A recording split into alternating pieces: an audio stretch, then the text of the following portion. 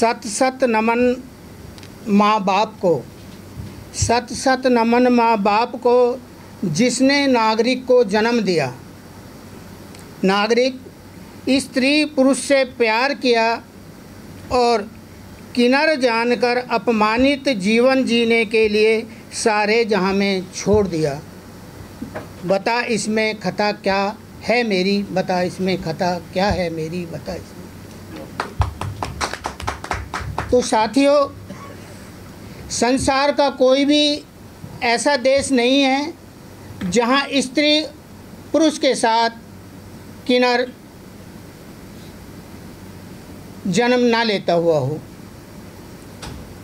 इससे ही स्त्री समाज, पुरुष समाज और किन्नर समाज का निर्माण होता है। जहाँ पुरुष समाज ने स्त्री समाज को और जहाँ इस पुरुष समाज और स्त्री समाज ने किन्नर समाज को तवज्जो नहीं दी है, ये सब देखने को मिलता है। जबकि सभी राष्ट्र के नागरिक हैं, चाहे वो भारत है, अमेरिका है या जहाँ भी उसने जन्म लिया है, वो वहाँ का नागरिक होता है। दुनिया के अंदर सैकड़ों अंतर्राष्ट्रीय, राष्ट्रीय स्तर पर दिवस मनाए जाते हैं, जैसे महिला दिवस, पुरुष दिवस और गौतम जी ने बताया अनेक दिवस मनाए जाते हैं। वैसे ही प्रतिवर्ष 31 मार्च को अंतर्राष्ट्रीय किन्नर दिवस मनाया जाता है। तो इस विषय को मनाने की जो शुरुआत की है वो अमेरिका के किन्नर कार्यकर्ता सैमुअल फ्रेंडल ने मिशिगन में 2009 में शुरुआत की थी। उसके उपरांत अंतर्राष्ट्रीय स्तर पर किन्नर डे मनाया जाता है। लेकिन हमने देखा है कि जो भी विकसित देश हैं, ऐसे विकसित देश हैं जहाँ पे पुरुष के साथ साथ स्त्री समाज को भी आज़ादी के लगभग 142 वर्ष बाद मत देने का अधिकार दिया गया है। उसे अमेरिका कहते हैं। जबकि अमेरिका लोकतंत्र में सबसे पहले एंट्री करता है, लेकिन पुरुष समाज को अहमियत देने के साथ साथ उन्होंने अपनी आज़ादी के 142 साल बाद महिला समाज को मत देने का अधिकार दिया। लेकिन ये अभी तय नहीं है कि किन्नर समाज को विकसित देश कितने दे रहे हैं या नहीं दे रहे हैं। लेकिन मैं भारतीय संविधान ने जो देश के अंदर अपनी स्थिति बनाई है वो एक अपने आप में सराहनीय है, क्योंकि हमारी आज़ादी के तुरंत बाद जो संविधान का निर्माण हुआ उसमें जो लिखा है, भारत के समस्त नागरिकों को, नागरिक का अभिप्राय स्त्रीलिंग, पुल्लिंग और अविकसित लिंग है, अर्थात स्त्री, पुरुष और किन्नर, जिसको संविधान ने प्राथमिकता पे कहा है कि सामाजिक, आर्थिक, राजनीतिक न्याय ये सरकार का काम है कि प्रत्येक नागरिक को, चाहे वो पुरुष हो, चाहे वो स्त्री हो, चाहे वो किन्नर हो, उसको समानता में सामाजिक, आर्थिक, राजनीतिक न्याय प्रोवाइड किया जाए। वैसे ही विचार, अभिव्यक्ति, विश्वास, धर्म और उपासना की स्वतंत्रता, ये भारतीय संविधान की एक क्वालिटी है कि उसने समस्त नागरिकों को जीवन जीने के लिए किस विचार को मानते हैं, किस धर्म को मानते हैं, किस समुदाय को मानते हैं, ये एक व्यक्तिगत मैटर है, इसमें सरकार का कोई रोल नहीं है। तो उसके साथ साथ प्रतिष्ठा और अवसर की समता सरकार का काम है। नागरिक की, व्यक्ति की गरिमा और एक देश की एकता और अखंडता को सुनिश्चित करने वाली बंधुता को दृढ़ संकल्प होकर राष्ट्रीय नागरिक पार्टी ने संवैधानिक राष्ट्र विकास एजेंडा बनाया है, जो प्रत्येक नागरिक को, राष्ट्र के प्रत्येक नागरिक को समता के आधार पर आवास, स्वास्थ्य, शिक्षा, रोजगार उपलब्ध कराएगी। साथ ही शिक्षा का जो मापदंड है वो अंतर्राष्ट्रीय होगा।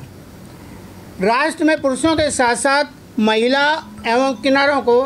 संगठन के अंदर लोकसभा, राज्यसभा, विधानसभा तथा स्थानीय निकायों के साथ साथ सरकारी तंत्र या अन्य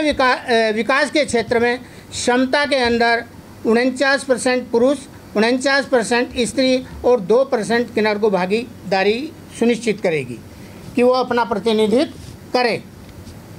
लोकतंत्र को और अधिक शक्तिशाली तथा राष्ट्र के नागरिकों के प्रति जवाबदेह बनाने के लिए चुनाव एवं चयन प्रक्रिया में समानता, पारदर्शिता, स्वतंत्रता सुनिश्चित कराना प्राथमिकता होगी। वैसे ही राज्य पुलिस बलों को आधुनिकीकरण करके शक्तिशाली, ताकि वो समाज को अच्छा वो नेतृत्व दे सके। राष्ट्र के प्रत्येक नागरिक को राष्ट्र के कृषि क्षेत्र को विकसित एवं सुरक्षित रखना,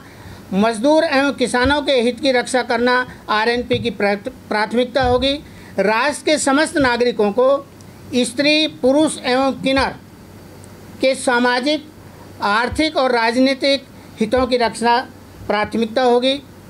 छोटा परिवार, खुशहाल परिवार आधार पर स्वेच्छानुसार ये राष्ट्रीय नागरिक पार्टी की विचारधारा है। तो साथियों, जो हमने आज अंतर्राष्ट्रीय वो रखा है, तो हमने ये देखा है, जानने का प्रयास करा है कि दिन तो सुनिश्चित करा है, क्या विकसित देश उनके प्रति उसी भाव से काम करते हैं, उनके उत्थान के लिए, कि उनको कैसे समानता में लाया जाए, ऐसा करते हैं या नहीं करते हैं। तो हमने पाया है कि जो देश शक्तिशाली हैं, अपनी आज़ादी के बाद 142 साल के बाद ये सोचते हैं कि महिलाओं को भी मत का अधिकार दिया जा सके, उस पर मंथन करते हैं और 142 साल के बाद केवल मत का अधिकार देते हैं कि वो अपना जो नेता है उसको चुनने का काम कर सकते हैं। लेकिन ये हमने उसमें नहीं पाया है कि किन्नर को समानता के आधार पर मत का अधिकार दिया गया हो। लेकिन भारतीय संविधान ने पहले ही अपने आज़ादी के बाद जो संविधान के निर्माता थे, उन्हें मैं आज नमन करता हूं कि उन्होंने ऐसी व्यवस्था को जन्म दिया है जो किसी भी देश के अंदर देखने को नहीं मिलता है। क्योंकि ये भी देश है जो पुरुष समाज के साथ साथ स्त्री को केवल दासी समझता था, और किन्नर का तो कहीं सवाल पैदा होता ही नहीं है। इसलिए संविधान निर्माताओं ने सबसे पहले नागरिक को अहमियत दी कि जो भारत का नागरिक है,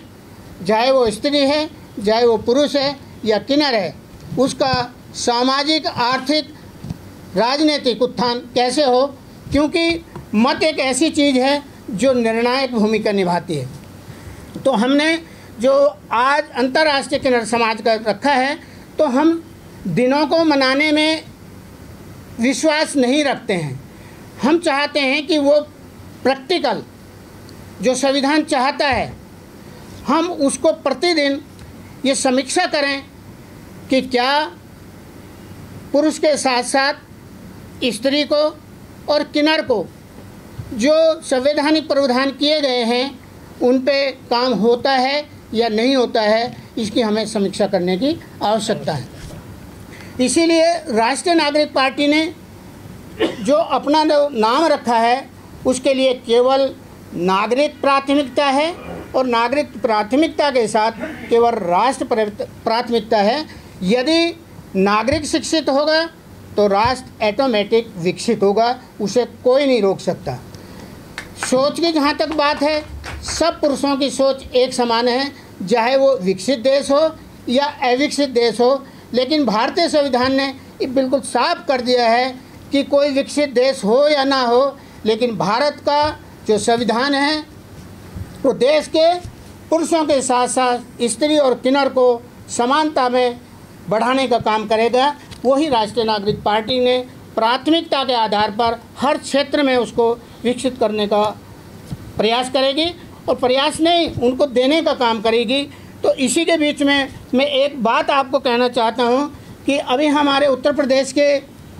जो अध्यक्ष जी हैं, उन्होंने एक प्रयास करा, और जो हमारे राष्ट्रीय मीडिया प्रभारी हैं उन्होंने एक प्रयास करा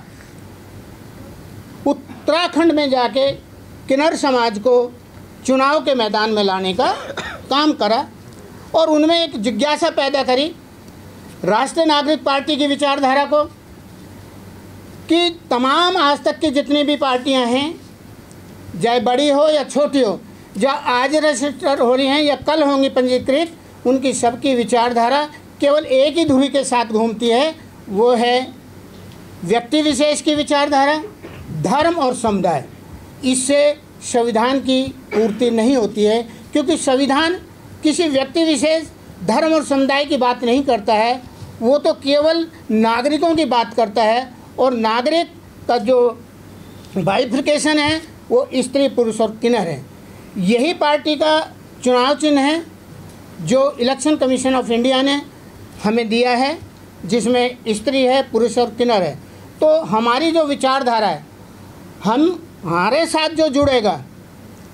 केवल वो आदमी जुड़ेगा जो अपने आप को नागरिक समझे और अपने आप को ये समझे कि मैं भारतीय नागरिक हूँ। बाकी का जो इशू है वो आपका व्यक्तिगत मैटर है, आप अपने परिवार में जाके, अपने कहीं भी जाके उसका निर्वाह कर सकते हैं। लेकिन अगर राष्ट्रीय नागरिक पार्टी के प्लेटफॉर्म पे काम करना है तो केवल नागरिक के बतौर काम करना होगा, और नागरिक के बतौर काम करके हम राष्ट्र को क्या दे सकते हैं वो काम करना होगा। इसी के द्वारा तरक्की के जो रास्ते हैं वो सभी नागरिकों के लिए होगा। तो हमारा प्रयास है कि आज हम जो किन्नर डे पर कर रहे हैं वो ठीक है, अंतर्राष्ट्रीय है, लेकिन इससे भी पहले हम लोगों ने एक प्रयास जारी करा है कि हम जितने भी स्टेट हैं, जितने भी राज्यपाल, उपराज्यपाल, एडमिनिस्ट्रेटर हैं, राष्ट्रपति, उपराष्ट्रपति हैं, उनको हम एक चिट्ठी दे रहे हैं कि उनको जो नागरिक हैं, स्त्री, पुरुष, किन्नर है, उनको सामाजिक, आर्थिक, राजनीतिक न्याय देने के लिए। राजनीतिक न्याय क्या है? मतलब हम लोगों ने जो तैयार करा है कि सामाजिक आर्थिक, तो सामाजिक आर्थिक की पूर्ति हम जो करते हैं वो नागरिकों को समता के आधार पर आवास, स्वास्थ्य, शिक्षा और रोजगार के माध्यम से उसकी सामाजिक और आर्थिक स्थिति को हम ऊपर लाना चाहते हैं, ताकि वो समानता की लाइन में खड़े हो सकें। जहाँ तक तीसरा पहलू है राजनीतिक न्याय, तो राजनीतिक न्याय मत देने से राजनीतिक न्याय नहीं मिलता है। जब तक नागरिकों को समता के आधार पर स्त्री, पुरुष, किन्नर को राजनीतिक क्षेत्र में प्रतिनिधित्व करने का मौका प्रदान नहीं करा जाएगा तो भला उसे कैसे राजनीतिक न्याय मिल सकता है। तो इसलिए राष्ट्रीय नागरिक पार्टी जो आज डे हमने रखा वो इसलिए रखा है, बताने के लिए रखा है, और जो इंटरनेशनल डे रखा है उन लोगों ने इसलिए रखा है कि एक साल के अंदर हम एक समीक्षा करें कि भाई किन्नरों के साथ कितना अन्याय हो रहा है, कितना क्या हो रहा है। लेकिन समाधान विचार करने से नहीं है, जब तक उसको आप लाइन में बराबरी में खड़ा नहीं करेंगे, बराबरी में रोजगार नहीं देंगे, तो उसको कैसे न्याय हम दे सकते हैं। लेकिन राष्ट्रीय नागरिक पार्टी अपने आप में एक स्पष्ट रूप से काम करेगी कि जो भी व्यवस्था है कॉन्स्टिट्यूशनल, जो संविधान चाहता है, वो समता के आधार पर राष्ट्रीय नागरिक पार्टी उन्हें प्रोवाइड करेगी और उनको साथ लेके चलेगी उनके हर सामाजिक कार्य में, आर्थिक बढ़ाव में और मत देने के उसमें। तो हमने इसीलिए जो राष्ट्रपतियों को, राष्ट्रपति, उपराष्ट्रपति और उपराज्यपालों को दिया है, तो हमने उसमें ये प्रयास करा है कि जो 2011 के बाद जो चुनाव जनगणना हो उसमें ये एक आधार बनाया जाए कि कितने पुरुष हैं, कितने किन्नर हैं और कितने स्त्रियां हैं, कितने एजुकेटेड हैं, कितने अनएजुकेटेड हैं, कितने मेडिकली फिट हैं, कितने मेडिकल फिट नहीं हैं। तो उसके आधार पे हमारी जो सरकार बनेगी वो एक ऐसा पैमाना रखेगी, वो किसी धर्म और समुदाय का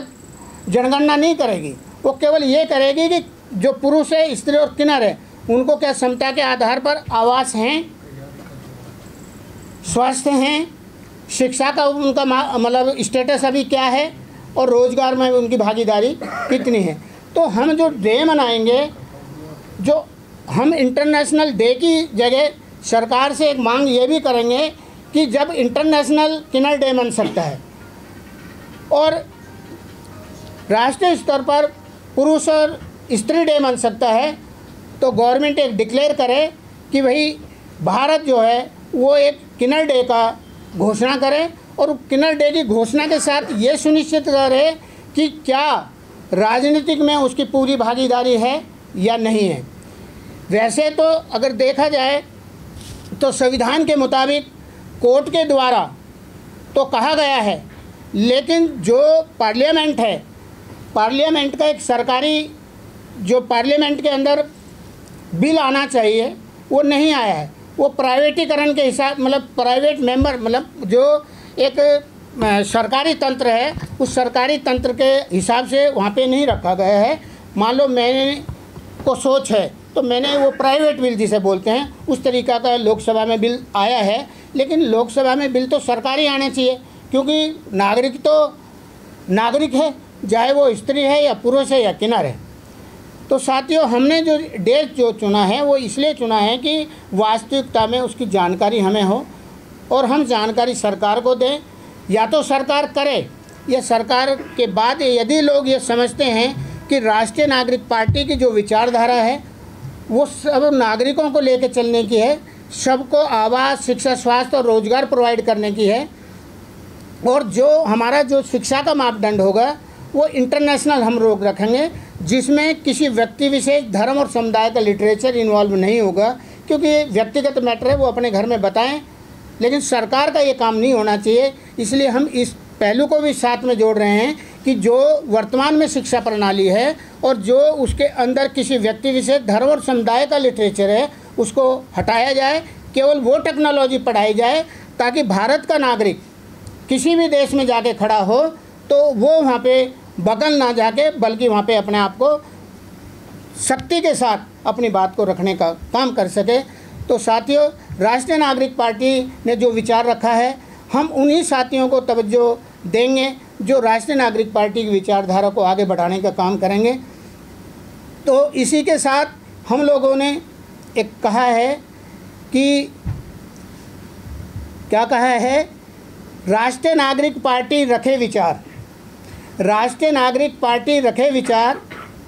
प्रलोभन रूपी बैसाखी जोक समान, नागरिक, स्त्री, किन्नर,